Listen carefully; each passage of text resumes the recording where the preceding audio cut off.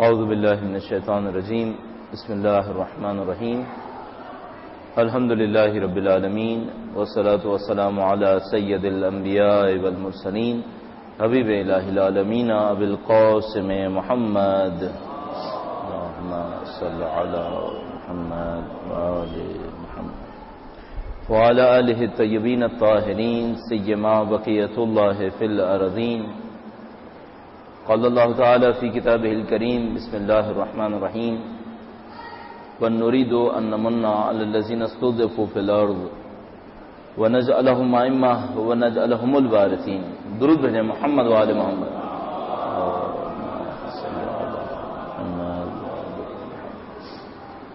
اس آیت کریمہ کی تلاوت ہم لوگ معمولاً خطبے کے فوراً بعد کیا کرتے ہیں. اس آیت کریمہ کا ایک مطلب یہ ہے کہ اس انسانی معاشرہ پستیوں پر رکنے کے لیے خلق نہیں ہوا ہے.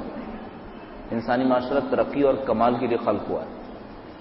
خدا نے کوئی مخلوق ایسی خلق نہیں کی جو کمال کی طرف سفر کرنے کی صلاحیت نہ رکھے.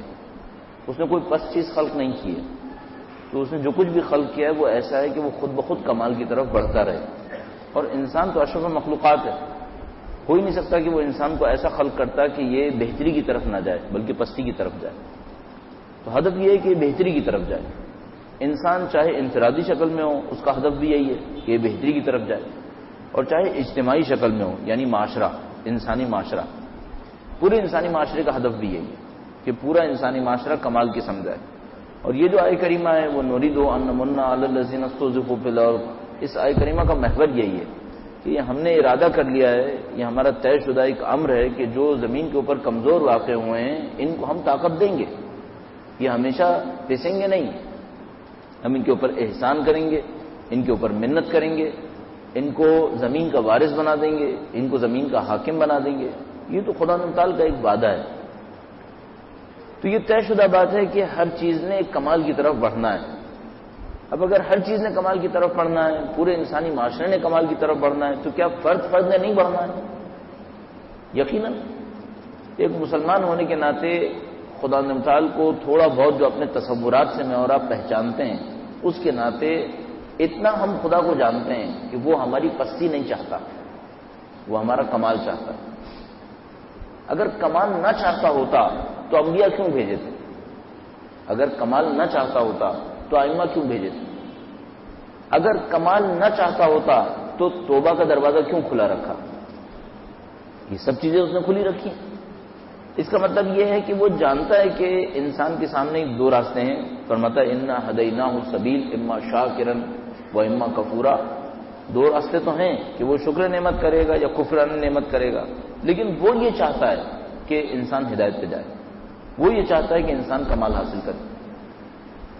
اب ہم اور آپ اپنے طور پر اپنے آپ سے یہ انتہائی اہم سوال کر سکتے ہیں کہ ہمارا انتہائی کمال کیا ہے جس کی سمت میں نے اور آپ نے بڑھنا ہے, اور ہر اسٹیج میں بڑھنا ہے, ہر اسٹیج میں اس کمال کی سمت جانا ہے. ہر اسٹیج سے میرا مطلب کیا ہے؟ ہمارا اور آپ کا وجود بہت پیچیدہ وجود ہے. آج ہم کوشش کریں گے کہ انسان کے وجود کے حساب سے جو کمالات اس کے اندر ہیں ان کو ایک دفعہ بیان کر دیں. اس میں یہ ہوتا ہے کہ یہ ہدف کا طے ہونا, منزل کا طے ہونا کمزور لوگوں کو امید دلانے کے لیے بہت اہم ہوتی ہے. ایک دفعہ ہوتا ہے آپ ایک بچے سے یہ کہتے ہیں کہ بھائی تم آج کلاس 6 میں پڑھ رہے ہو, اب پڑھو. وہ کہتا ہے بعد میں کیا ہوگا؟ آپ کہتے ہیں بعد کو نہیں سوچو, بس پڑھو. یہ بچہ انسپائریشن کم رکھے گا, اس کے اندر جذبہ کم رہے گا. ایک بچے کو آپ یہ کہیں کہ نہیں تم ابھی کلاس 6 میں پڑھ رہے ہو, اگلے سال تم کلاس 7 میں جاؤ گے, اس کے بعد تم کلاس 8 میں جاؤ گے, تمہارا ہدف ایک کے بعد ایک تمہارا پورا ہوتا رہے گا. پھر تم یہ بن جاؤ گے, پھر تم وہ بن جاؤ گے. اب اس کو بار بار سارے اہداف بنا رہے ہوتے ہیں, ایک اعلیٰ ہدف بھی بتا رہے ہوتے ہیں اور اس ہدف کو ٹکڑے ٹکڑے کر کے بھی سمجھا رہے ہوتے ہیں. اس سے انسان کا جذبہ بہت بڑھ جاتا ہے. تو ہمارے اور آپ کے سامنے یہ سوال آتا ہے, اور لوگ سوال کرتے بھی ہیں, ان کے ذہن میں بھی آتا ہے, ہمارے ذہن میں بھی آتا ہے, وہ یہ کہ بھائی ہمارا کمال ہے کیا جس کی سمت ہم نے بڑھنا ہے. اب یہ کمال جو ہے وہ ایسا ہے کہ کچھ تو اس دنیا میں ملنا ہے, کچھ آگے جا کے ملنا ہے. آگے بھی ایک دنیا نہیں ہے, آگے بھی بہت ساری دنیایں ہیں. لہذا رب العالمین شاید ایک مطلب اس کا یہی نکلے گا کہ آگے بھی ایک دنیا نہیں ہے. مثلا جن دنیاؤں کو میں اور آپ پہچانتے ہیں ہم اور آپ جانتے ہیں یہ تو مادی دنیا ہے، چھوٹی سی دنیا ہے، اس کو خدا تعالیٰ نے قرآن کریم میں ہمیشہ پست دنیا کہا ہے کہ یہ دنیا کا لفظ ہی اتفاقاً دنا یعنی نزدیک، چھوٹا، پست اس کے معنی سے ہے. تو دنیا کا مطلب یہ کہ یہ چھوٹی سی ہے. چھوٹی سی کا مطلب کیا ہے؟ مثلا میری اور آپ کی عمر کتنی ہے ایوریج؟ آج کل مثلا 60-65 سال ہے، بہت ہو گیا 80 سال ہو جائے گا، چلو لگا لو 100 سال، 150 لگا لو. اب 150 کا مقابلہ کریں ہزاروں سال سے تو چھوٹی ہو گئی. یہ دنیا زمانے میں بھی چھوٹی ہے، مکان میں بھی چھوٹی ہے. کتنی جگہ گھیر لیں گے، کتنی جگہ گھیر لیں گے. مثلا میرا گھر فرض کیجئے 100 گز پہ ہے، ہو گیا 400 گز پہ، پھر ہو گیا 4000 گز پہ، 4 کلومیٹر پہ گھر بنا لیا. آخر کیا ہے؟ پوری دنیا کو میں نے اپنی طاقت سے اپنے کنٹرول میں لے لیا. یہ پوری دنیا اس پوری کائنات میں کتنی ہے؟ سمندر ہے اگر کائنات تو دنیا ایک قطرہ بھی نہیں ہے. یہ طے شدہ بات ہے. یہ فلکیات کے جو سائنسدان ہیں یہ اس بات کو طے کر رہے ہوتے ہیں کہ اگر پوری دنیا ایک سمندر بھی بن جائے تو دنیا قطرہ بھی نہیں ہے. پوری کائنات سمندر ہو تو دنیا قطرہ نہیں ہے. اتنی سی ہے یہ، اور اس کے اوپر اتنی لڑائیاں، اور اس میں بھی کوئی مثلا 100 گز پہ لڑ رہا ہو، 400 گز پہ لڑ رہا ہو، 1000 گز پہ لڑ رہا ہو. کتنا احمق ہوگا یہ دیوانہ. اب کیا ہے کہ یہ دنیا ہر لحاظ سے چھوٹی ہے. زمانے میں بھی چھوٹی ہے 60-70 سال، مکان میں بھی چھوٹی ہے، طاقت میں بھی بہت کمزور ہے. طاقت میں کمزور کس طریقے سے؟ مثلا آپ کو اگر ایک خوشی ملے گی تو ممکن ہے اس کے ساتھ ایک غم بھی مل جائے. یقینی بات ہے، دنیا کی ہر خوشی کے ساتھ ایک غم مل رہا ہوتا ہے. اور یہ ایک علیحدہ مشکل ہے کہ آسانی بھی ہے کہ ہر غم کے اندر بھی ایک خوشی چھپی ہوئی ہوتی ہے. ایسی یہ دنیا ہر لحاظ سے عجیب ہے، ہر لحاظ سے الٹی ہے. وقت میں کم ہے، جگہ میں کم ہے، طاقت میں کم ہے، خوشی میں کم ہے، لذت میں کم، ہر چیز میں کم ہے. اب اس کے بعد جو دنیا ہے وہ بہت وسیع ہے، جو روایات میں ہمارے اور آپ کے سامنے آتی ہیں. تو اچھا ہم پہلے یہ کر لیتے ہیں اپنی بات کو منظم کرنے کے لیے، تاکہ ہمیں یہ سمجھ میں آ جائے انسانیت کا کمال کیا ہے، جو آج ہمارا اصلی موضوع ہے. ہم یہ دیکھ لیتے ہیں آگے کیا ہونے والا ہے، پھر اس کیا ہونے والے کے تحت دیکھتے ہوئے یہ سوچیں گے کہ وہ جو وہاں پر ہمارا کمال ہو سکتا ہے وہ کیا ہوگا، اور یہاں پر رہتے ہوئے وہ حاصل کیسے ہوگا. یہ چند باتیں آج کر لیتے ہیں. ان تمام باتوں کو کرنے سے پہلے چند بنیادی نکات آپ کی خدمت میں عرض کروں گا. درود بھیجے گا محمد و آل محمد.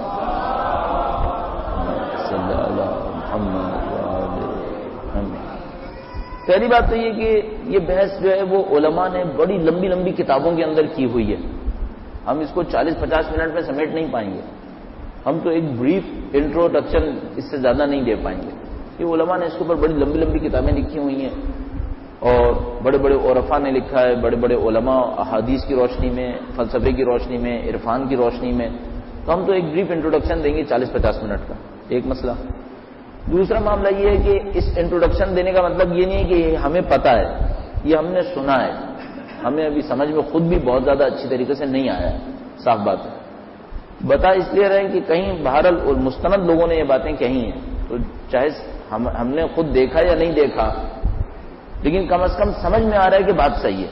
اتنا سمجھ میں آ رہا ہے کہ بات صحیح ہے. مثلا آپ سے اگر کوئی کہے کہ بھائی نیو یارک میں فلاں جگہ پر ایک دکان ہے، آپ یہ کہہ سکتے ہیں کہ ہاں ہے. مثلا کچھ لوگوں نے آپ سے کہا ہے، وہ کہے کہ آپ نے خود دیکھی ہے. آپ کہیں نہیں دیکھی تو نہیں ہے، لیکن جتنے لوگ کہہ رہے ہیں اس کو دیکھتے ہوئے لگ رہا ہے کہ ہوگی وہاں پر. ہمارا اور آپ کا معاملہ جو اب بحث آنے والی ہے اس میں یہی ہے. کوئی ہم سے کہے آپ کو پتا ہے، کہیں گے ہاں پتا تو ہے، اتنے لوگ کہہ رہے ہیں اس سے اندازہ ہو رہا ہے کہ ہے. لیکن کوئی یہ کہ آپ نے احساس کیا ہے، آپ نے دیکھا ہے، نہیں بھائی یہ داستان نہیں ہے. ہم اس معاملے کے اندر کتاب پڑھنے کے بعد بیان کرنے والے لوگوں میں سے، اس سے زیادہ کوئی طاقت ہمارے اندر نہیں ہے. تو یہ جو سن رہے ہیں آپ، اس کو سن کر یہ سمجھ لیجیے کہ مستند لوگوں نے باتیں کہی ہیں، ان باتوں کو ہم آپ کے سامنے دہرائے دیتے ہیں تاکہ آپ کے سامنے بھی ایک صفحہ کھل جائے زندگی کا. پہلا مسئلہ یہ ہے کہ انسان کا وجود ہے کتنا. اس وجود کو دیکھتے ہوئے انسان پلاننگ کر سکتا ہے. یہ تو طے شدہ بات ہے. میں اور آپ قیامت کے ماننے والے ہیں، مسلمان ہونے کے ناطے، کسی بھی دین کے ماننے والے ہونے کے ناطے میں اور آپ قیامت کے ماننے والے ہیں. قیامت کا مطلب کیا ہے؟ دنیا کی یہ زندگی آخری نہیں ہے، اس کے بعد بہت کچھ ہے. اس کے بعد بہت کچھ. اچھا وہ بہت کچھ کیا ہے؟ پہلی چیز جو بہت کچھ میں بنتی ہے وہ میری اور آپ کی برزخ، جس کو ہم لوگ قبر بھی کہتے ہیں. یہ ہمیشہ ذہن میں رکھیے گا، یہ جو روایتوں کے اندر قبر کا لفظ استعمال ہوتا ہے یا قبر عربی میں، یہ قبر اس گڈھے کا نام نہیں ہے جو میں اور آپ جس میں مردے کو دفنا دیتے ہیں. وہ گڈھا تو ختم ہو سکتا ہے، قبر ختم نہیں ہوتی ہے. قبر ایک دنیا کا نام ہے جو اس موت سے لے کر حشر تک چلے گی. جیسی موت آئے گی، اس کو موت کہنا بھی عجیب ہے. یہ جو ہم لوگ شفٹ ہو جائیں گے، ہماری اور آپ کی نفس مثال کے طور پہ آزاد ہو جائے گا باڈی سے، یہ جو اسٹیج آئے گا جس کو ہم قبر کہتے ہیں اور برزخ کہتے ہیں، یہ بہت لمبا بھی ہو سکتا ہے، بہت چھوٹا بھی ہو سکتا ہے. بعض لوگوں کے بارے میں ہے کہ یہ لوگ اتنے پریپیئرڈ ہوتے ہیں کہ ان کا برزخ 3 دن کا ہوتا ہے. مرتے ہیں، 3 دن گزرے، 2 دن گزرے، دیکھا کہ محشر ہے. بعض لوگوں کا برزخ ہزاروں لاکھوں سال کا ہو جاتا ہے. اس پہ بھی خدا کی رحمت ہے، ہر مرحلے میں خدا کی رحمت ہے. یہ لوگ اس طرح بیان کرتے ہیں. اب میں بار بار یہ جملہ نہیں کہوں گا، علماء اس طرح بیان کرتے ہیں. میرے انداز سے کوئی یہ سمجھے گا جیسے ان کو پتہ چل گیا ہے. نہیں پتا ہو تو کچھ نہیں چلا، ایک کتاب پڑھ کے بول رہے ہیں. اب میں بار بار بیچ میں بولتا رہا ہوں کتاب پڑھی، اچھا نہیں لگے گا، تقریر کا ٹون خراب ہوتا رہے گا. پہلے سے ہی طے شدہ بات ہے کہ پتہ نہیں ہے، کتاب پڑھ کے بول رہے ہیں. تو جیسے ہی مرتے ہیں تو ایک برزخ شروع ہو جاتی ہے. اچھا، یہ تمام دور میں آپ بالکل ہوشیار زندہ رہیں گے. ان میں سے کسی میں موت نہیں آئے گی جس کو ہم موت سمجھتے ہیں کہ میں مر گیا، ختم ہو گیا، اب کچھ سمجھ میں نہیں آ رہا. نہیں، سب سمجھ میں آئے گا. ابھی جو مریں گے یہ مرنا بھی سمجھ میں آئے گا. پھر برزخ میں پہنچ جائیں گے، بالکل اچھی طرح سمجھ میں آئے گا کہ اب برزخ آ گیا، بہت اچھی طرح. یعنی آپ کو یہ بھی سمجھ میں آئے گا میں وہی تھا جو سولجر بازار میں رہتا تھا. کوئی کچھ نہیں بھول رہا ہے یہاں پر. بالکل اچھی طرح آپ وہی رہیں گے. برزخ میں آ جائیں گے. برزخ میں آ جائیں گے تو کیا ہوگا؟ یہاں پہ آپ کے پاس ایک اور قسم کا وجود ملے گا. یہ جو وجود ملے گا یہ سب کا سب ڈپینڈنٹ ہوگا اس پر کہ یہاں آپ نے کیا کیا. اس کی میں ابھی تشریح عرض کروں گا آپ کی خدمت. تو برزخ آ جائے گی. اچھا، وہ برزخ 2 طرح کے لوگ ایسے ہوں گے جن کی برزخ بہت چھوٹی سی ہوگی. ایک وہ جنہوں نے سیدھا جنت میں جانا ہے، 1%، 1.5% شاید. ایک وہ جنہوں نے اسٹریٹ جہنم میں جانا ہے، 1-2%. وہ باقی لوگوں کی برزخ لمبی ہے. اچھا، برزخ جو لمبی ہے تو اس لمبی برزخ میں ہونا کیا ہے؟ جو اچھے لوگ ہیں ان کو خدا برزخ لمبی دے گا، یہاں پر سزائیں بھی دے گا تاکہ گناہ کم ہو جائے محشر سے پہلے. ان کے اوپر ایک عنایت کرے گا. عنایت کیا ہے؟ سزائیں دے دے گا. موت کی سزا ہے سکرات الموت، موت کا نکلنا، یہ روح کا نکلنا، اس کو ہم سکرات الموت کہتے ہیں. اللہ کی رحمتوں میں سے ایک رحمت، سخت کر دیتا ہے تاکہ برزخ آسان ہو جائے. اچھا، خدا ہر مرحلے میں سزا دیتا ہے مومن کو تاکہ اگلا مرحلہ آسان ہو جائے. کیونکہ جیسے جیسے مرحلے بڑھتے جائیں گے سختی بڑھتی جائے گی. تو جو جس مرحلے میں نبٹ جائے، مثلا ایک مومن خدا سے کہے خدایا جتنا نپٹانا ہے یہی نپٹا لے، تو یہ سب سے آسان ہے. اس دنیا کی ہر چیز سہ لینا آسان ہے. اس دنیا کی ہر چیز سہ لینا آسان. مثلا اس دنیا میں آگ سہ لینا بہت آسان ہے برزخ کے مقابلے، اور برزخ کی آگ جھیلنا آسان ہے اس سے اگلے مرحلے کے مقابلے. تو خدا ہر اچھے کو پہلے مرحلے کے اندر ٹف ٹائم دے دیتا ہے تاکہ اگلے مرحلے میں کام آسان ہو جائے. اس لیے مومن کو یہاں بہت مصیبتوں میں ڈالتا ہے تاکہ وہ اگلے مرحلے میں اس کی زندگی نسبتاً آسان ہو جائے. اور آپ کچھ نہیں بھولیں گے، آپ کو اچھی طرح یاد آ جائے گا میں کون ہوں. آپ مثال، اب یہ جو برزخ میں آئے ایک وجود ملے گا، فلی ڈیپینڈنٹ ہے اس پر جو یہاں آپ نے کیا. اس کی تشریح میں عرض کروں گا. برزخ سے نکلے اگلے دنیا آ گئی. وہ دنیا کون سی ہے؟ وہ ہے محشر. اب اس میں علماء نے بہت ساری دنیایں بیان کی ہیں تو ہم ان کو اسکپ کر دیتے ہیں. امپورٹنٹ جو ابھی سمجھ میں آتا ہے کسی حد تک وہ بیان کرتے چلے جاتے ہیں. بعد میں بہت کچھ بیان کیا ہوا ہے. میں نے عرض کیا اس پہ لمبی لمبی کتابیں لکھی ہوئی ہیں. تو جناب اب آ جائے گا محشر. محشر کا میدان کیا ہے؟ محشر کا میدان ہے سوال جواب کا. اسی سوال جواب میں پتہ نہیں کتنے مرحلے ہیں. اس میں آگ بھی ہے، پیاس بھی ہے، تنہائی بھی ہے. اچھا، اس میں عجیب عجیب مسائل بھی ہیں. مثلا کیا ہے؟ بعض لوگ برہنہ اٹھ گئے محشر میں، خلق کے سامنے برہنہ، عوام الناس کے سامنے، انبیاء کے سامنے، اولیاء کے سامنے. کیوں برہنہ اٹھتے ہیں؟ دنیا میں کچھ کیا تھا جو برزخ میں نہیں نپٹا ہے، اب محشر میں بات پہنچ گئی. جو کچھ کریں گے یہاں پر وہ برزخ کو، محشر کو متاثر کرے گا.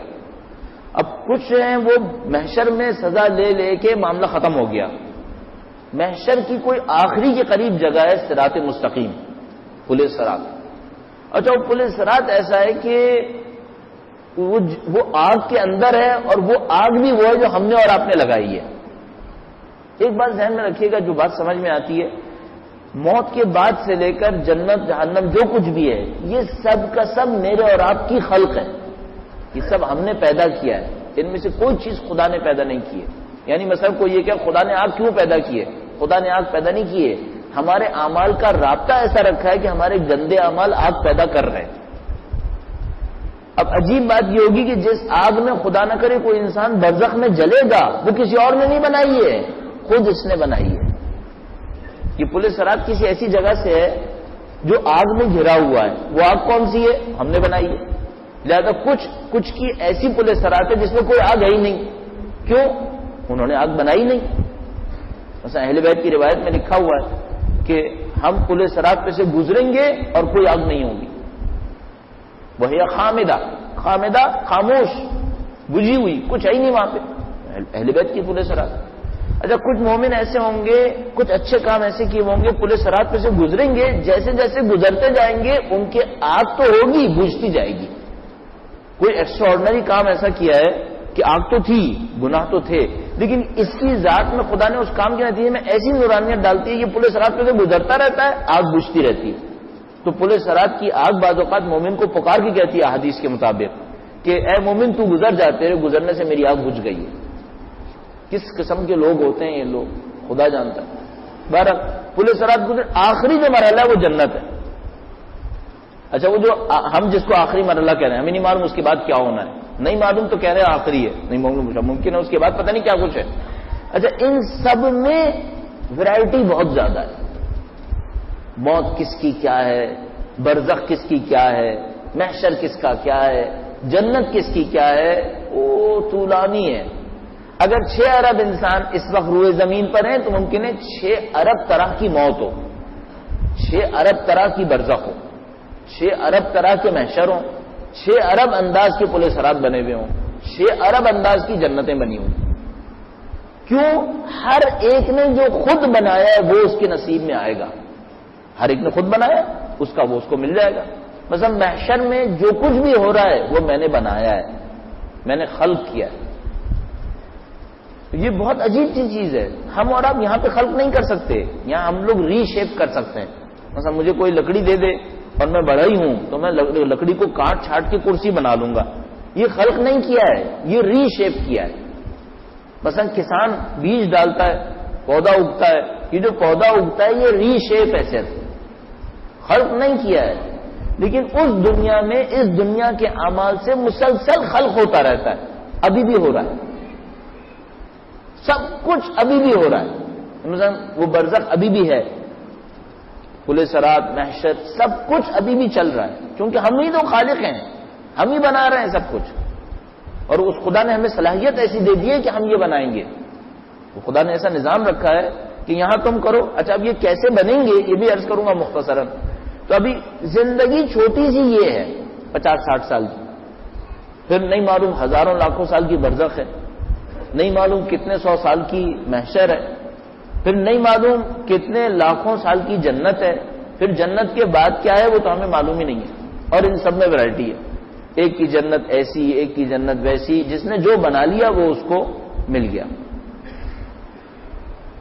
اور وہ ساری تفصیلات کی جنت میں کیا ہے اور جنت میں کیوں ہے یہ سب ہم لوگوں کا ہی ہے. اچھا اب آئیے اس مسئلے کے اوپر کہ یہ سب بنے گا کیسے، کون بناتا ہے کون بگاڑتا ہے. ہم اس بات کو کیسے سمجھیں کہ ہم کیا بنا رہے ہیں اور کیا بگاڑ رہے ہیں. چند چیزیں اس کے اوپر عرض کر دیتے ہیں. درود بھیجے گا محمد و آل محمد.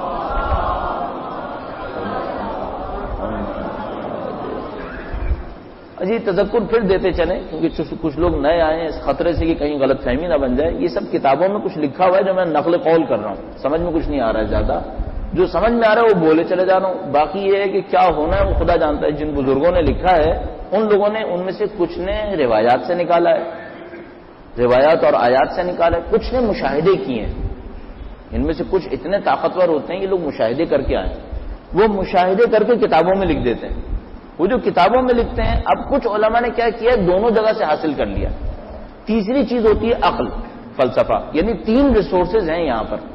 ایک آیات اور روایات، چونکہ اہل بیت اس دنیا کے مالک ہیں، ان کو تو سب پتہ ہے کہ کیا ہوا کیسے ہوا، تو انہوں نے اللہ کی وحی نے ہمیں بتا دیا کہ اس دنیا میں کیا ہو رہا ہے.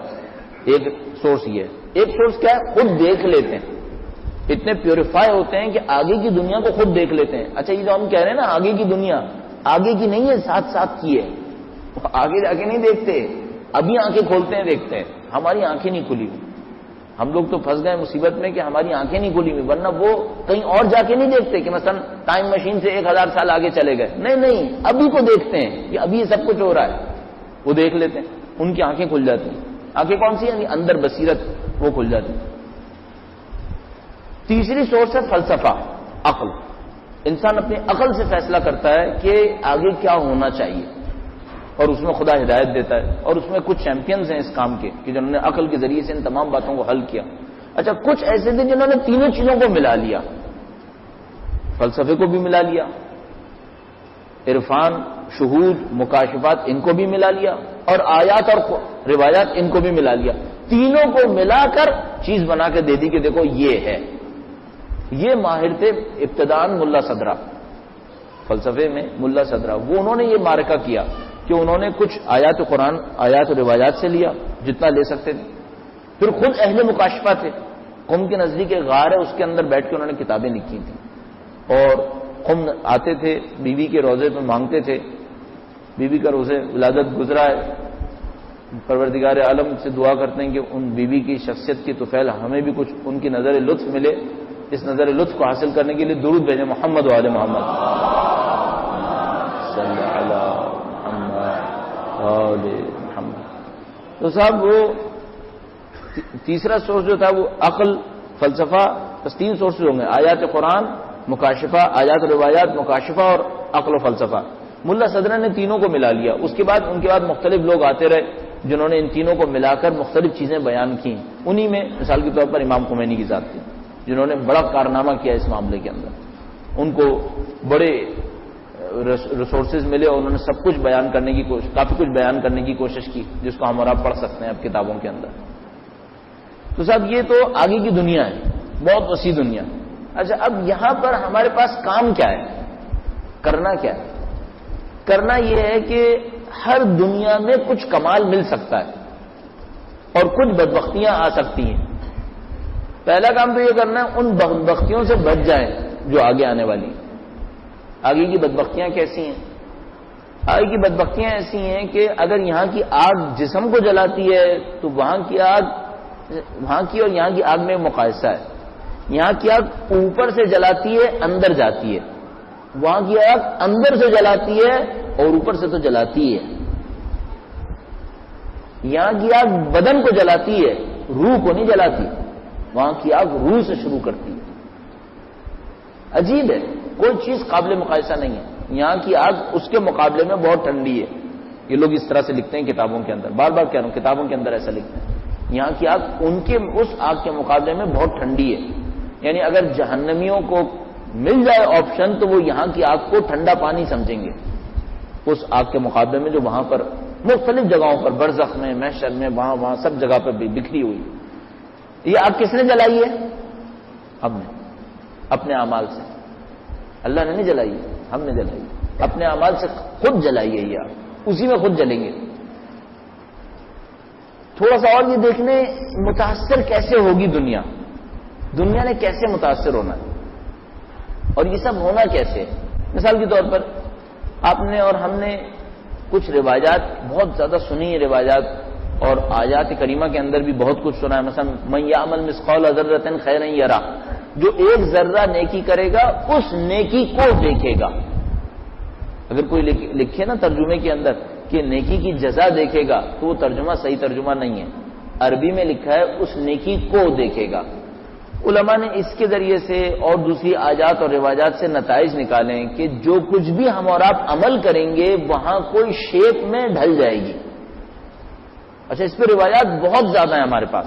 مثلا ایک انسان برزخ میں ہوگا، دیکھے گا کوئی اس کے ساتھ کھڑا ہے جو اسے ہمت دلا رہا ہے، حوصلہ دلا رہا ہے، اس کو کہہ رہا ہے کہ پریشان نہیں ہونا، ابھی دیکھو یہ ہونے والا ہے، تم گھبرانا نہیں، تمہیں مدد مل جائے گی، یہ ہو جائے گا، وہ خوب ہمتیں دلا رہا ہے. تو وہ بتایا کہ مثلا اس نے اتنی ہمتیں دلائیں، سارے مرحلے کراس کروا دیے. تو جب انسان یہ ساری مصیبتوں سے گزر جائے گا تو اس سے کہے گا کہ اے مخلوق، تو جو کوئی بھی ہے، تیری شکل بھی خوبصورت ہے، تو نے میرے لیے کام بھی اچھا کیا، جب میرا کوئی ساتھ دینے والا نہیں تھا تو نے میرا ساتھ دے دیا اور مجھے اتنا گائیڈ بھی کر دیا، ورنہ اس محشر میں، اس برزخ میں، جہنم میں کون مجھے بتانے والا تھا؟ یہ بتا تو ہے کون؟ تو روایت میں لکھا ہے کہ وہ یہ کہے گا کہ میں وہ خوشی ہوں جو تو نے کسی مومن کے دل میں ڈالی تھی اپنے کسی عمل کے ذریعے سے. تو نے کوئی عمل کیا ہے، اس سے کسی مومن کے دل میں کوئی خوشی ڈالی ہے، میں وہ خوشی ہوں. اعمال سارے کے سارے شیپ لے لیں گے. آج میں نے کسی کو ناراض کیا، اب اس کے دل میں ناراضگی ڈالی ہے نا، یہ ناراضگی شکل اختیار کرے گی، ناراضگی سامنے آئے گی. اس لیے کہا قرآن کریم نے من یعمل مثقال ذرۃ خیرا یرہ، جو ایک ذرہ نیکی کرے گا اس نیکی کو دیکھے گا، جو ایک ذرہ برائی کرے گا اس برائی کو دیکھے گا، نہ کہ برائی کی جزا دیکھے گا، برائی کی سزا دیکھے گا، نہیں، یہ سب نہیں، برائی کو دیکھے گا. تو ہم کیا ہیں؟ ہم بنا رہے ہیں اپنی دنیا، ہم اپنی دنیا خود بنا رہے ہیں. برزخ بھی ہم بنا رہے ہیں، محشر بھی ہم بنا رہے ہیں، قیامت بھی ہم بنا رہے ہیں. اچھا، اب اس بنانے میں میں اور آپ کریں کیا؟ ظاہر ہے میں تو چاہوں گا کہ اچھی بن جائے. اچھا، ایک اور مسئلہ بھی ہے، نہ صرف دنیا بنا رہے ہیں، اپنے آپ کو بھی ری شیپ کر رہے ہیں. عجیب مشکل ہے، نہ صرف دنیا بنا رہے ہیں بلکہ اپنے آپ کو بھی ری شیپ کر رہے ہیں وہاں پر. وہ کیسے؟ صاحب اس طرح سے ہوتا ہے کہ بعض اوقات، بہت معذرت چاہتا ہوں، احمقانہ سی مثال ذہن میں آ گئی، میں آپ کو دے رہا ہوں. وہ یہ کہ بعض اوقات مثلا کوئی بچہ کمپیوٹر گیم کھیل رہا ہوتا ہے تو اس میں کیریکٹرز آتے ہیں کہ بھائی تم کون سا کیریکٹر لوگے، تو وہ ایک کیریکٹر لے لیتا ہے. تو اس نے مثلا کوئی گاڑی کا انتخاب کر لیا کہ بھائی جیسے میں یہ گاڑی چلاؤں گا، یا مثلا کوئی پروگرام ہے فائٹنگ کا تو اس نے ایک فائٹر کا انتخاب کر لیا کہ میں یہ فائٹر بن جاؤں گا. آپ اپنی شکل، صورت، جسم، گھر، محلہ، سامان، عذاب، سب کچھ بنا رہے ہیں یہاں پر، سب کچھ. مثلا آپ کو 2 آنکھیں چاہیے، آپ ابھی بنا رہے ہیں، آنکھیں ملنی ہے نہیں ملنی ہے. کان چاہیے اس دنیا کے اندر برزخ میں، ابھی برزخ کی سوچ لیتے ہیں، باقی تو بہت لمبی داستان. برزخ میں کان چاہیے ابھی بناؤ. آنکھیں چاہیے بناؤ، جو کچھ چاہیے یہی بنا لو. اب انسان کئی قسم کے ہیں.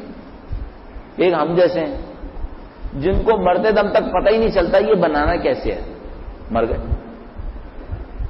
جب مرے اب داستان کھلی کہ ہم تو سمجھ رہے تھے کچھ اور ہوگا، کہ تو ہو گیا، بن گیا جو بننا تھا.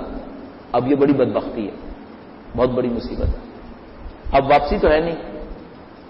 اچھا، ہم خدا سے کہیں گے خدایا ہمیں تو کسی نے بتایا ہی نہیں، تو کہے گا میں نے کیا کتاب نہیں بھیجی تھی؟ قرآن کیوں نہیں پڑھا؟ قرآن پڑھ لیتے. ہم خدا سے کہیں گے خدایا کسی مولوی نے نہیں بتایا ہمیں، تو کہیں گے کیا میری ہدایت دینے کے لیے مولویوں کے محتاج تھے؟ من جاہد فینا لنہدینہم سبلنا، جو ہمارے راستے میں کوشش کرے گا ہم اس کی رہنمائی کریں گے. تم نے کوشش کی تھی، تمہیں نہیں پتا تھا کہ ایک قبر آنی ہے، تم نے کیوں نہیں معلوم کرنا چاہا قبر میں کیا ہونے والا ہے؟ معلوم کر لیتے، تھوڑا سا ڈھونڈ لیتے. کوئی بیماری لگتی ہے تو کیسے ڈاکٹروں کے پیچھے بھاگتے پھرتے ہو؟ اتنی بڑی مصیبت آ گئی تھی، ہم نے کہا تھا ان الانسان لفی خسر، انسان گھاٹے میں. تم مذاق کرتے رہے کہ ہم گھاٹے میں نہیں ہیں، کیوں نہیں سوچا تھا؟ ایک وہ گروپ ہے انسانوں کا جن کو پتہ ہی نہیں چلا، مر گئے، اب آنکھیں کھل گئی. اب جو آنکھیں کھلی اگر مل گئی ہوں، طے نہیں ہے کہ سب کچھ جو یہاں پہ تھا وہاں ملے گا. بنائی تو ملے گا، نہیں بنائی نہیں ملے گا. اب جو احساس کیا تو دیکھا یہ تو داستان ہی کچھ اور ہو گئی. تو خدا تعالی قرآن کریم کے اندر کہتا ہے کہ کچھ آدمیوں کو جیسے ہی موت آئے گی تو کہیں گے خدایا لما حشرتنی اعمی، تو نے مجھے اندھا کیوں کر دیا؟ تو وہ جواب میں کہے گا کہ میری نشانیاں تمہارے سامنے سے گزر رہی تھیں، اس وقت تم اندھے تھے. اب ہم نے اندھا کر دیا. آنکھیں چاہیے؟ اللہ کی نشانیوں کو یہاں دیکھ لو، ورنہ آگے اندھا ہے. ہر چیز ایسے بنے گی. اچھا اب اور خطرناک بات، انسان چاہیے یا حیوان چاہیے؟ کیسا حیوان چاہیے؟ جو چاہیے یہاں بنا لو. ابھی تک یہ طے نہیں ہوا ہے اور نہ یہ ذکر ہوا ہے کہ وہ بنے گا کیسے. ابھی تو صرف یہ بتا رہے ہیں کہ یہ انٹریکشن ہے کیا. انٹریکشن یہ یہاں پر بننا ہے سو کچھ. اچھا جو 50-60 سال میں جو کچھ بنے گا یہ صرف برزخ پہ ختم نہیں ہوگا. برزخ میں تو کچھ عذاب ہوں گے، مشکلیں ہوں گی، سختیاں ہوں گی کہ اگلا میدان صحیح ہو جائے. اور اگر وہ بہت خراب ہوا تو اگلا بھی صحیح نہیں ہوگا، پھر اگلے والے میں جا کے مصیبتیں اور ہیں. اور میں نے بتایا جو مرحلہ گزرے اگلے میں گئے اس کی سختی بڑھ جائے گی. جو کرنا ہے، اس لیے سب سے اچھا کام اس دنیا میں ہے. یہ آسان ہے، بہت آسان ہے. 20-25 سال کی زیادہ بات نہیں رہتی مثلا میرے جیسے آدمی کے لیے. 40-42 سال عمر ہے، 15-20 سال 25 سال اگر وہ بھی طبیعی طور پر گزر گئے. 20 سال تو کچھ بھی نہیں ہے، آگے تو پھر ایک ایک مصیبت ہزاروں سال کی ہے. یہ ہمیں سمجھ میں نہیں آتی. جب مرتے تو احساس ہوتا ہے اچھا یہ کیا ہوگا. اچھا اب کیا ہونے والا ہے؟ 8 پاسبلٹیز ہیں کہ یہاں پر انسان مرے، وہاں انسان بنے یا کچھ اور بنے. 8 پاسبلٹی ہیں. ایک یہ ہے کہ انسان بنے گا، 7 یہ ہیں کچھ اور بن جائے گا. مصیبت یہاں پر یہ ہے. یعنی ویسے ہی کام ٹف ہے کہ 8 پاسبلٹیز میں سے ایک پاسبلٹی ہے کہ انسان کو اٹھے گا، اور باقی 7 پاسبلٹیز یہ ہیں کہ نہیں انسان نہیں ہے، یہ کچھ اور بن گیا. اچھا وہ کچھ اور بنے گا تو کیا بنے گا؟ کبھی کوئی جانور بنے گا، ایسا جانور جو جانور ہے دوسروں کو نقصان نہیں پہنچاتا. بہت سارے جانور ایسے ہوتے ہیں، جانور ہوتے ہیں دوسروں کو نقصان نہیں پہنچا سکتے. مثلا جیسے بلی ایک جانور ہے، چوہا ایک جانور ہے. یہ جانور تو ہیں، دوسروں کو نقصان نہیں پہنچا سکتے. کبھی ایسا جانور بنتا ہے جو دوسروں کو بھی نقصان پہنچاتا ہے، جیسے چیتا ہے، جیسے سانپ ہے، جیسے بچھو ہے، جیسے اژدہا، دوسروں کو بھی نقصان پہنچاتا ہے. کبھی ایسا اٹھتا ہے شیطان اٹھ جاتا ہے. برزخ میں اٹھتا دیکھا میں شیطان ہوں، کہ میں شیطان، میں تو انسان تھا، اب دیکھا شیطان. یہ سب کی سب براہ راست متاثر ہو رہی ہیں یہاں سے. اچھا یہاں کی کس چیز سے متاثر ہو رہی ہیں؟ اب اصلی ڈسکشن ہے. یہ جو سارا میں نے مقدمہ بنایا وہ اس کے لیے تھا کہ اب ہمیں پتہ چل جائے یہاں کی کون سی چیز ہے جو وہاں شیپ بناتی ہے. بھئی میں مثلا 60 سال یہاں پہ زندگی گزارتا ہوں، کچھ اچھائیاں بھی کرتا ہوں، کچھ برائیاں بھی کرتا ہوں. میری شیپ کس سے بننی ہے؟ اچھائی سے یا برائی سے؟ ایک قانون ہمارے پاس ہے، وَأَمَّا مَنْ ثَقُلَتْ مَوَازِينُهُ، جس کے وزن بھاری ہوئے. اچھے وزن بھاری ہوئے اچھی شکل، برے وزن بھاری ہوئے بری شکل. لیکن مسئلہ بھی حل نہیں ہوا. بھاری ہونے کا مطلب کیا ہے؟ مسئلہ حل نہیں ہوا. یہاں پر 3 لیولز ہیں کام کرنے کے. 3 لیولز میں کام کریں گے وہاں پہ کوئی چیز بنے گی. جس حساب میں کریں گے اس حساب میں بنے گی. 3 لیولز کیا ہے وہ آپ کی خدمت میں عرض کرتا ہوں. سب کا سب کتابوں میں لکھا ہوا ہے. درود بھیجیں محمد و آل محمد.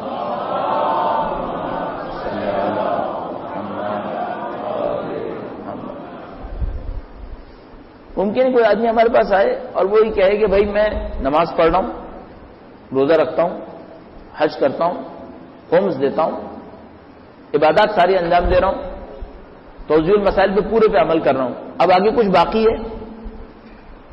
ممکن ہے کوئی آ کے یہ کہے توضیح المسائل پوری عمل کر رہا ہوں، آگے کچھ باقی ہے. ہمیں ان علماء کی گفتگو کی روشنی میں کہنا پڑے گا کہ ابھی اسٹارٹ ہو گیا ہے، ابھی آگے اب شروع ہوا ہے. ہم یہ سمجھتے ہیں فقہ پہ داستان ختم ہو گئی. نہیں، فقہ پہ داستان شروع ہوتی ہے، ختم نہیں ہوتی. 3 لیولز ہیں. پہلا لیول ہے ظاہری اعمال.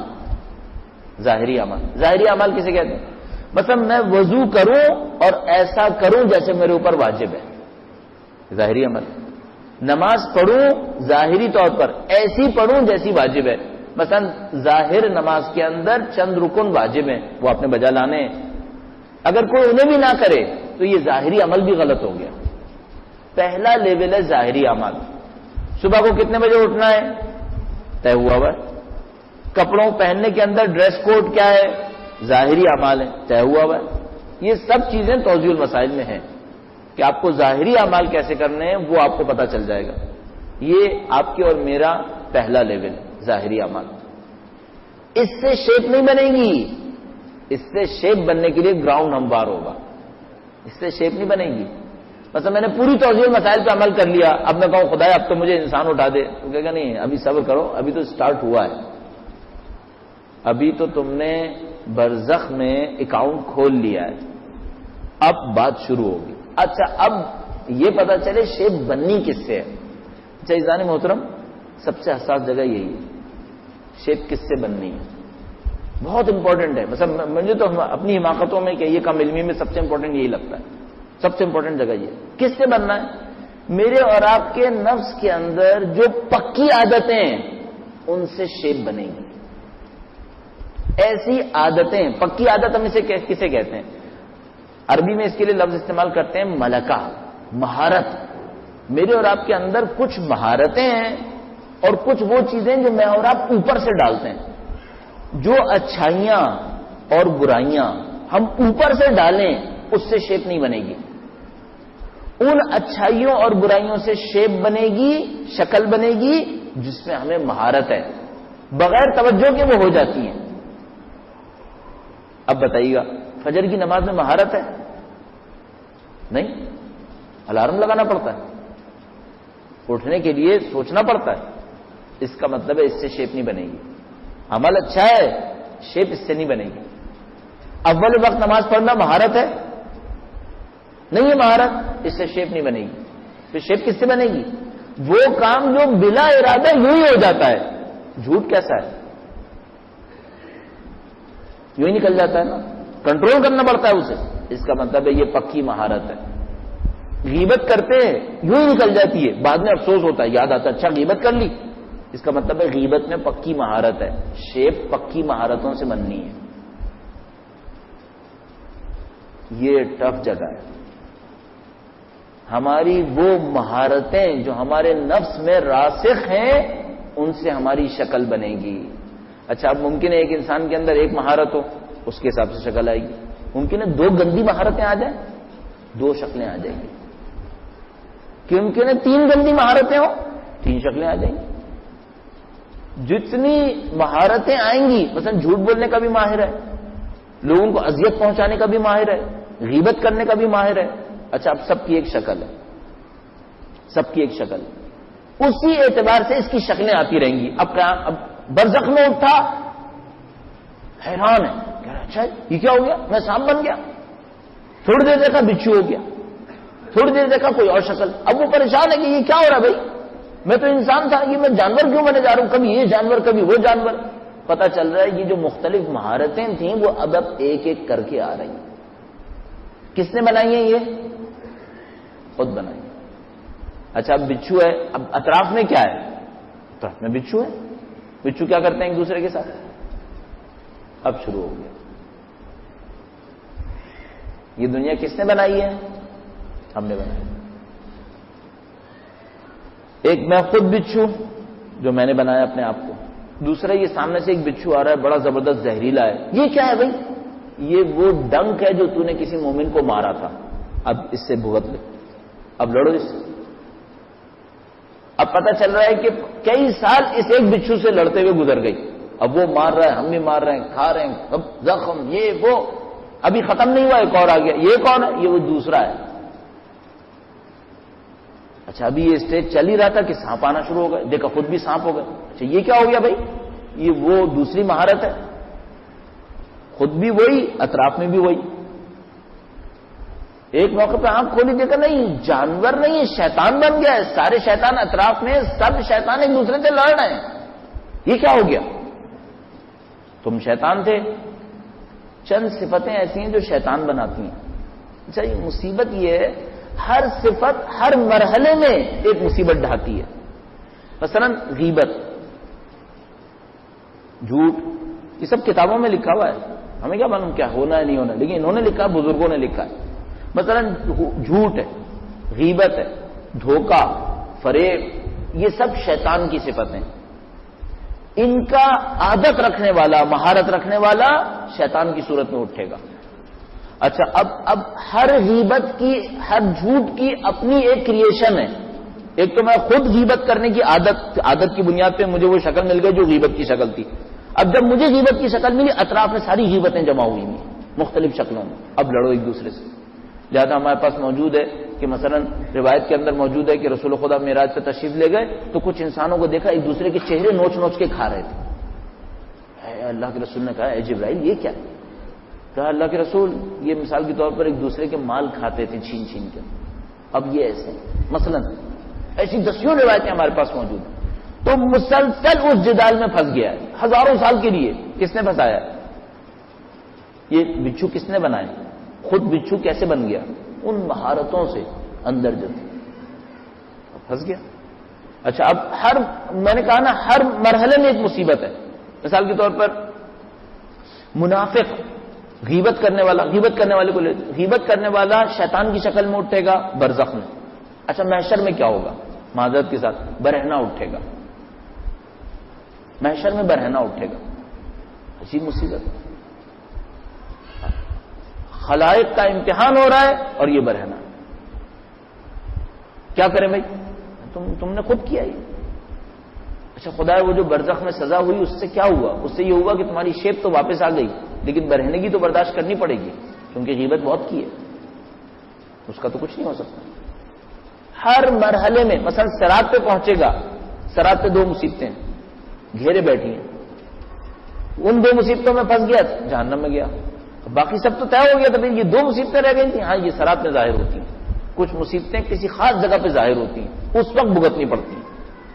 مثلا صلہ رحم وہ صراط پہ ظاہر ہوتا ہے۔ اس طرح ہر مصیبت ظاہر ہوگی۔ سب شروع کہاں سے ہو رہا ہے؟ اس 50-60 سال میں ہم نے توضیح مسائل پہ عمل کیا تھا، ہم سمجھتے معاملہ ختم ہو گیا، نہیں ختم نہیں ہوا ہے، ابھی تو شروع ہوا ہے۔ دوسری چیز کیا کرنی ہے؟ مہارتوں کو کنٹرول کرنا ہے۔ آپ کے اور میرے دل میں مہارت کس چیز کی ہے؟ جو مہارت ہے اس کی شکل ملے گی، اس سے مربوط اگلے مرحلے کے اندر مصیبت جھیلنی ہے، اور یہ مصیبتیں پرماننٹ ہیں جب تک کہ وہ مہارت ختم نہیں ہو جائے گی۔ جو خدا نے عذاب اسی لیے رکھے ہیں کہ آہستہ آہستہ صاف ہوتی چلے۔ تو ایک انسان اب کس چیز کو کنٹرول کرنا ہے؟ ہمارے پاس 3 مصیبت عادتیں ہیں ہماری اس دنیا کے اندر، 3 قسم کی عادتیں۔ ایک لذت پرستی جس کو شہوت پرستی بھی کہتے ہیں، ایک غضب، غصہ بھی ہے، ظلم بھی ہے، اذیت کرنا بھی ہے، یہ سب اس کے اندر۔ تیسرا شیطان کی طرح منافقت، اور منافقت میں دھوکہ دہی، جھوٹ بولنا، غیبت کرنا، یہ سب شامل ہے۔ تینوں کے حساب سے میں نے عرض کیا شکلیں مختلف ہیں۔ اگر کوئی لذت پرست ہو، اب لذت پرستیاں بھی کئی قسم کی ہیں، مثلا کسی کے اندر کھانے کی لذت پرستی ہے، کسی کے اندر جنسی خواہشات کی لذت پرستی ہے، کسی کے اندر جاہ و مقام کی لذت پرستی ہے۔ ہر لذت پرستی کسی جانور کی صورت میں ظاہر ہوگی اور وہ جانور مختلف ہوگا لذت کے اعتبار سے۔ مثلا معذرت کے ساتھ جنسیات کی لذت پرستی کا جانور سور ہے۔ نگاہوں پہ کنٹرول نہیں کریں گے نا ہم لوگ، یہ ہوگا، راسخ ہو جائے گی، عادت بن جائے گی، عادت جم جائے گی، وہاں پہ سور ہے۔ ہر لذت ایک خاص طریقے سے ہے جو جانور بنتی ہے۔ لذت پرستی تو جانور بناتی ہے، اور یہ جو قوہ غضب ہے یہ درندہ بناتی ہے۔ میں نے کیا جیسے چیتا بن گیا انسان، بچھو بن گیا، درندگی میں تبدیل کر دیتی ہے۔ اور وہ جو منافقت ہے، منافقت جھوٹ، فریب، غیبت، جھوٹ، یہ کیا کرتی ہے؟ یہ شیطان بنا دیتی ہے۔ کون سی صفت چاہیے؟ اب پوچھیں، مجھے اپنے آپ سے پوچھنا چاہیے، آپ اپنے آپ سے پوچھئے گا میرے اندر راسخ صفتیں کون سی ہیں؟ لڑنا ہے یا نہیں لڑنا ہے؟ نہیں لڑیں گے، مرتے دم جو صفت حاکم تھی اس پر صورت بن جائے گی۔ آج کا بھروسہ نہیں ہے، مثلا میں زیدی کہوں کہ میں 2007 میں ایماندار تھا، یہ میری صفت تھی، یہ اس کا کوئی بھروسہ نہیں ہے، مرتے دم کی بات ہوگی۔ مرتے دم کیا بچا ہے یہ بتانا تھا، مرتے دم دیکھنا ہے. لہذا کہتے ہیں اللہم اجعل عواقب امورنا خیرا، اے خدا ہمارا اختتام اچھا بنا دے، چونکہ اختتام پر جو حاکم صفت تھی وہ صورت بنا دے گی. اب ایک بہت بڑی مصیبت جو ہمارے اور آپ کے سامنے وہ دنیا پرستی ہے. دنیا پرستی خود شیپ بناتی ہے اور شیپ کو اور بگاڑتی ہے.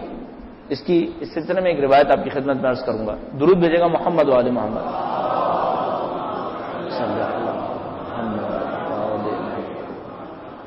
جو دنیا پرستی کا علماء سب سے برا حصہ بتاتے ہیں وہ یہ ہے. دنیا پرستی بڑے مفسدے لاتی ہے، فساد فساد فساد. دنیا پرستی سے انسان کو غصہ بھی آتا ہے، دنیا پرستی سے لذتیں بڑھتی ہیں، دنیا پرستی سے شیطان بنتا ہے، جھوٹ بولتا ہے. لیکن دنیا پرستی کی جو سب سے بڑی مصیبت ہے، دنیا پرستی کے لیے روایت ہے نا ہمارے پاس، حب الدنیا راس کل خطیہ، دنیا پرستی ہر بیماری کی جڑ ہے. تو وہ بالکل اس وجہ سے ہے کہ جانور بنانے میں بنیاد دنیا پرستی، درندہ بنانے میں بنیاد دنیا پرستی، شیطان بنانے میں بنیاد دنیا پرستی. سب سے بڑی مصیبت اس کی یہ ہے. کیا ہے؟ فرض کریں ایک آدمی مرتے دم دنیا پرست ہے، دنیا کو چاہتا ہے. اچھا دنیا پرستی کیا ہو سکتی ہے؟ مثلا ممکن ہے مجھے یہ ابا عزیز ہے، دنیا سے جا رہا ہوں، دل میرا ابا میں ٹھکا ہوا ہے، یہ دنیا پرستی ہے. جو چیز اتنی پسند ہو کہ موت اس کے مقابلے میں سخت لگے وہ دنیا پرستی. ہر وہ چیز جو اتنی پسند آئے کہ موت اس کے مقابلے میں سخت لگنے لگے پھر دنیا. محبت آئی تو میں نے دیکھا کہ بھائی اسرائیل تو میرے اور اس محبت کے درمیان رکاوٹ بن رہا ہے. صحیح ہے، تو پہلی نفرت کس سے کرے گا؟ حضرت اسرائیل کے نمائندے سے. اچھا یہ جو دنیا موت کے بعد کی ہے اس میں کوئی چیز چھپی نہیں رہتی، ہر چیز کھل جاتی ہے. شیپ کھل گئی نا انسان کی، ابھی بھی ہے اندر. اگر ہم اور آپ آنکھیں دیکھنے والے ہوتے تو خدا نے بند کر دی، ورنہ ہم اور آپ اپنے آپ کو دیکھ لیتے. ابھی بھی ہیں ایسے ہی، علماء دیکھ لیتے ہیں، بعض جو ماہر ہوتے ہیں وہ لوگ دیکھ لیتے ہیں. ابھی بھی ہے وہ جسم، ابھی کہیں اور رکھا ہوا نہیں ہے کہ موت کے بعد اس میں چینج ہو جائیں گے، نہیں، ابھی بھی چل رہا ہے ساتھ. اور اگر کوئی چشم بصیرت سے دیکھے تو اس کو یہ بدن نظر نہیں آئے گا میرے یہ بال اور میری یہ بھویں، وہ میری وہی چیز نظر آئے گی جو میری اس وقت ساتھ چل رہی ہے. لہذا آپ نے دیکھا نا کہ مثلا کسی آدمی نے مینا کے میدان میں، عرفہ کے میدان میں کھڑے ہو کر کہا کتنے حاجی ہیں؟ مولا نے کہا دیکھو حاجی نہیں ہے، جانور ہیں سارے. ابھی بھی چل رہی ہے. ہم اور آپ کی آنکھیں اندر والی بند ہوئی ہوئی ہیں، اس وجہ سے نظر نہیں آتا. دنیا پرستی کی مصیبت کیا ہے؟ اس دنیا میں تو سب چیزیں کھل جاتی ہیں نا. حضرت اسرائیل کا نمائندہ آیا تو اب یہ کہ آپ کو تعارف کروانے کی ضرورت نہیں کہ میں اسرائیل کا نمائندہ ہوں، آپ جائیں گے جان جائیں گے اسرائیل کا نمائندہ. جیسے آپ کو آئے گا وہ اچھا یہ بھی آپ سمجھ جائیں گے جان لینے کے لیے آیا ہے. جیسے آپ کو پتا چلے گا جان لینے آیا ہے، مجھے اس دنیا سے تعلق ٹوٹنے والا ہے، آپ کو یاد آئے گا وہ چیز تو مجھے بہت عزیز ہے. اب جیسے وہ چیز عزیز ہوگی دل میں، اس سے نفرت شروع ہو جائے گی کہ یہ میرے راستے میں رکاوٹ ہے. اچھا اب یہ تو حضرت اسرائیل کا نمائندہ ہے. اگلی نفرت آئی ہے حضرت اسرائیل سے کہ یہ اسرائیل تو بہت برا ہے کیونکہ یہ میری اور اس محبوب چیز کے درمیان رکاوٹ بنا ہوا ہے. اچھا اب حضرت اسرائیل کی حقیقت کیا ہے؟ خدا کے بندے، خدا کی مخلوق. اگلی نفرت کس سے آئے گی؟ خود خدا سے. اب نفرت کرے گا خدا سے، مرے گا اس حالت میں کہ خدا سے نفرت کر رہا تھا. اب بتائیے صورت کیا بننی ہے؟ اب صورت بننے کے لیے کچھ چھوڑا اس نے؟ یہ دنیا کی محبت کی مصیبت ہے. جو چیز دنیا میں اتنی عزیز ہو کہ موت بری لگنے لگے، گئے گئے. جب موت آئے گی تو وہ عزیز سامنے آ جائے گی، موت بری لگے گی. موت بری لگی تو موت کہاں سے آ رہی ہے؟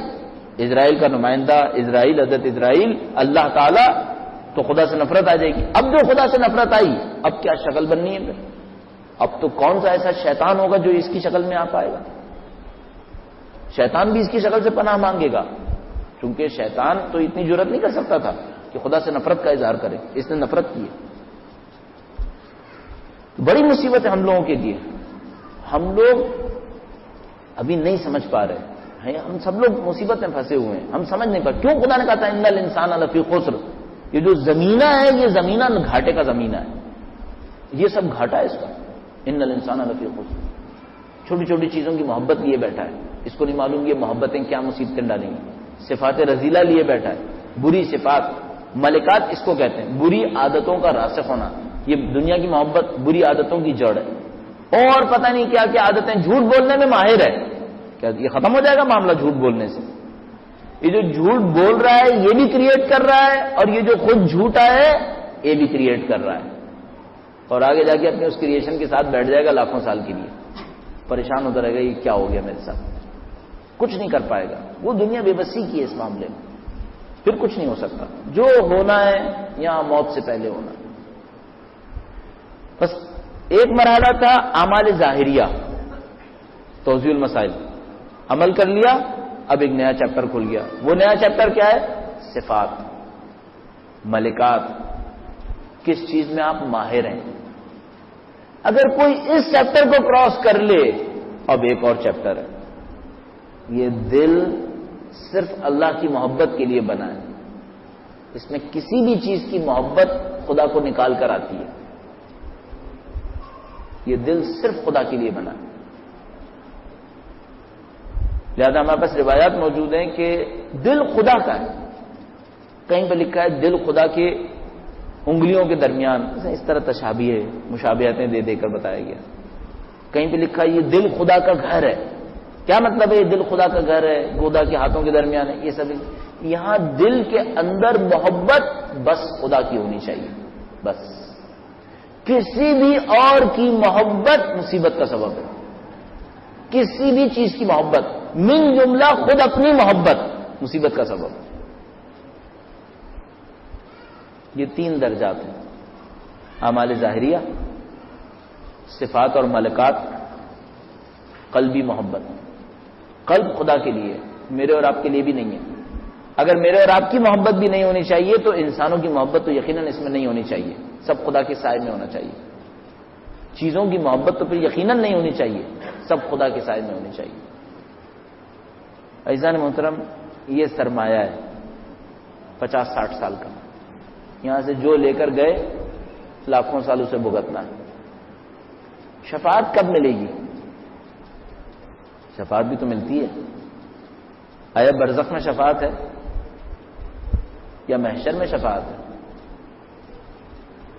شفاعت محشر کے لیے، برزخ جھیلنی پڑے گی، سب کو اپنی برزخ جھیلنی پڑے گی۔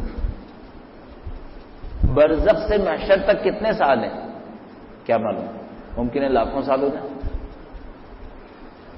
یہ مصیبت ہے۔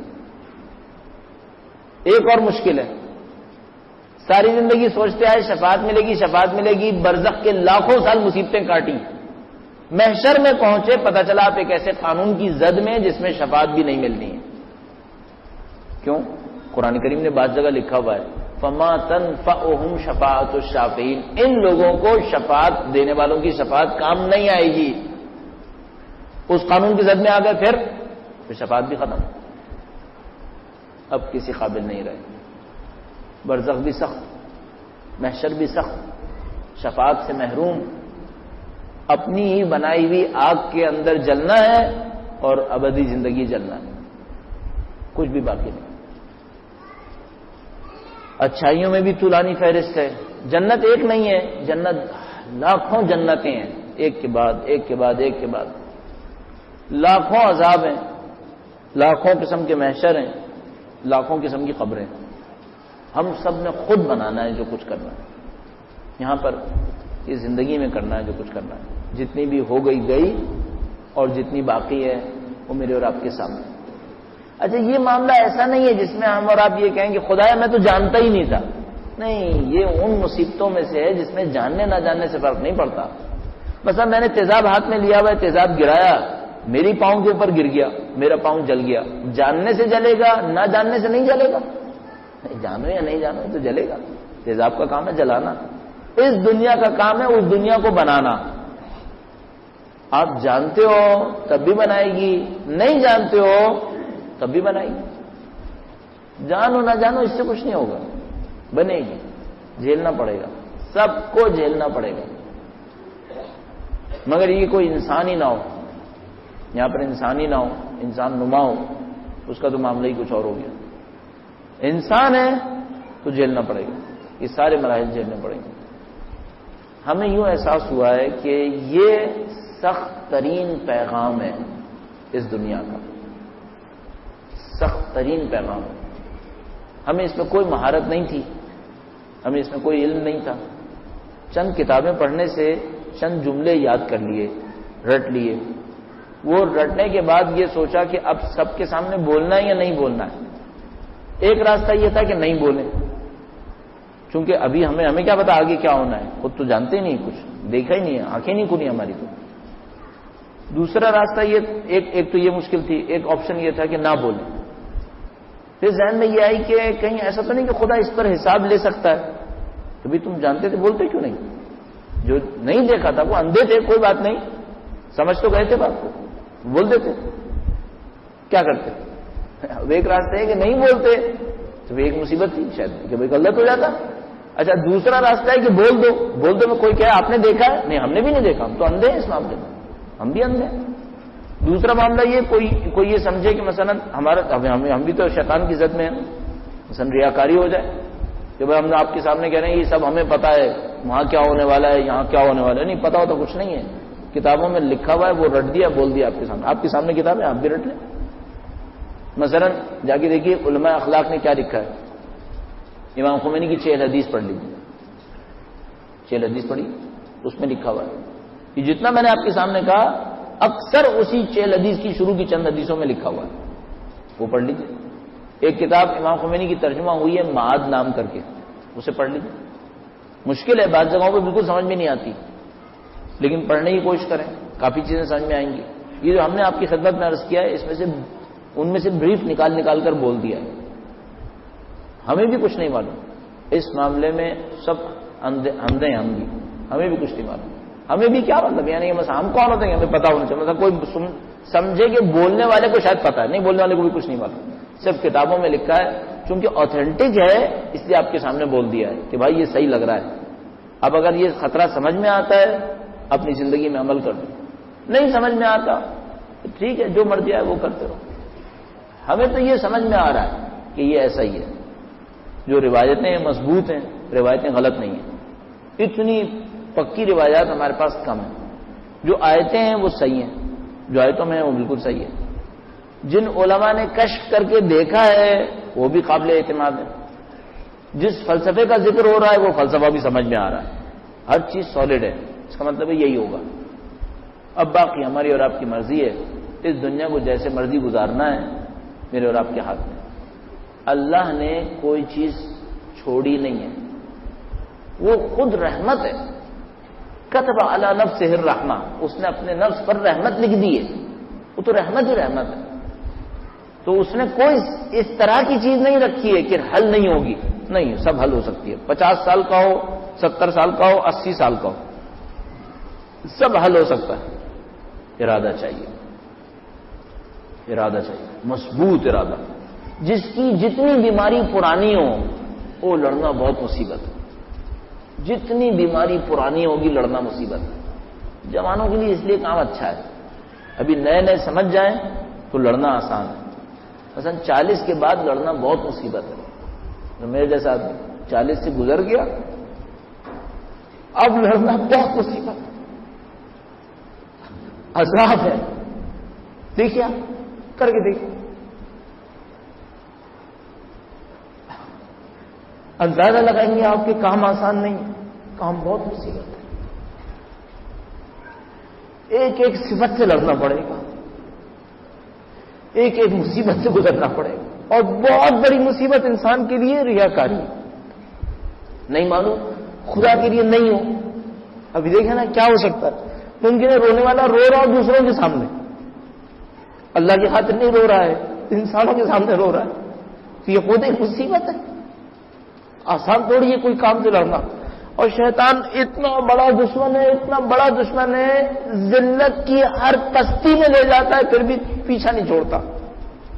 ذلتوں میں لے جاتا ہے, پیچھا نہیں چھوڑتا. شیطان کو کبھی رحم نہیں آتا, کسی انسان پہ رحم نہیں آتا. یہ نہیں دیکھتا کہ مثلا اس نے 40 سال زندگی گزاری ہے, اس نے کچھ اچھے اعمال کیے ہیں, اس کو چھوڑ دے کہ یہ کہیں بچ جائے. نہیں, جب تک اپنی طرح مردود شیطان نہیں بنا لیتا چھوڑتا نہیں ہے. اپنے سے بدتر کر دیتا ہے اور بگاڑتا رہتا ہے. سب انسانوں کو اپنے سے بدتر بنانا چاہتا ہے, کسی کا پیچھا نہیں چھوڑتا. انبیاء کا پیچھا نہیں چھوڑتا, جبکہ اس کو پتا ہے انبیاء کے اندر سے اس کو کچھ نہیں ملے گا. نہیں چھوڑتا پیچھا. ہم اور آپ کو چھوڑ دے گا؟ یہ ہم کو اور آپ کو انسان نہیں اٹھنے دے گا، یہ ہمیں اور آپ کو جانور بنا دے گا۔ جانور نہیں بنائے گا، درندہ بنائے گا۔ درندہ نہیں بنائے گا، شیطان بنائے گا، اور اپنے سے بدتر شیطان بنا دے گا، اپنے سے بدتر شیطان بنائے گا۔ لہٰذا ہمیں اور آپ کو بہت ہوشیار ہونا پڑے گا، بہت محنت کرنی پڑے گی۔ اور اسی لیے آپ اور میں دیکھتے ہیں علماء اخلاق 40 سال محنتیں کرتے تھے۔ کیوں اتنی ریاستیں کرتے ہیں؟ کیوں اتنی سختیاں جھیلتے ہیں؟ روایتیں پڑھتے ہیں، اپنے اوپر لان تان کرتے ہیں، مصیبتوں میں ڈالتے ہیں اپنے آپ کو، اس خاطر ان کو پتا ہوتا ہے ایک صفت گندی باقی رہ گئی، بعد میں مصیبت بن جائے گی۔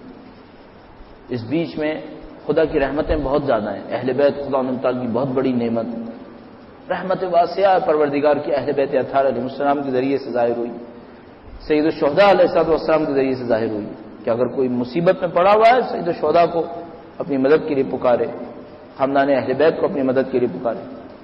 اس تمام مسائل کے اندر سب سے بڑے معقول انسان جس نے سب سے زیادہ محنت کی فکری اعتبار سے ملا صدرہ تھے، اور ملا صدرہ بار bar B be Fatima Masuma کے در پر آ کر پناہ مانگتے تھے کہ بی بی اس مسئلے کو میرے لیے حل کر دیں، اور بی بی حل کر دیا کرتے ہیں۔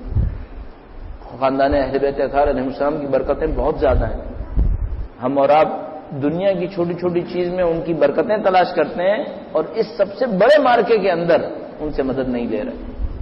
سب سے بڑے مارکے کے اندر مدد لینا بہت ضروری ہے۔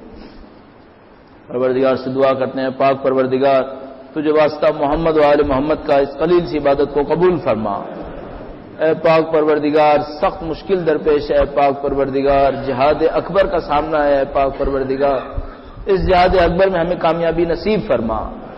اے پاک پروردگار ہمیں اپنے ظاہری اعمال کو اچھا کرنے، باطنی صفات کو نکھارنے اور اپنے قلب کو اپنی محبت سے مالا مال فرما۔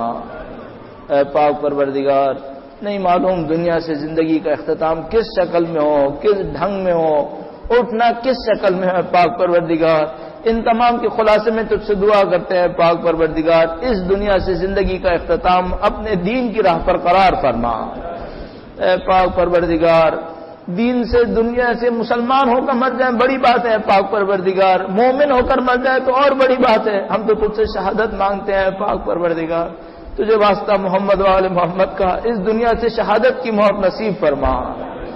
اے پاک پروردگار اہل بیت اطہار علیہ السلام کی محبت دلوں کے اندر ہے، پاک پروردگار کم سے کم ہمارا گمان یہ ہے پاک پروردگار اس محبت کے سبتے میں دنیا اور آخرت کے مختلف مراحل میں اپنی خاص رحمت کے سائے میں قرار فرما۔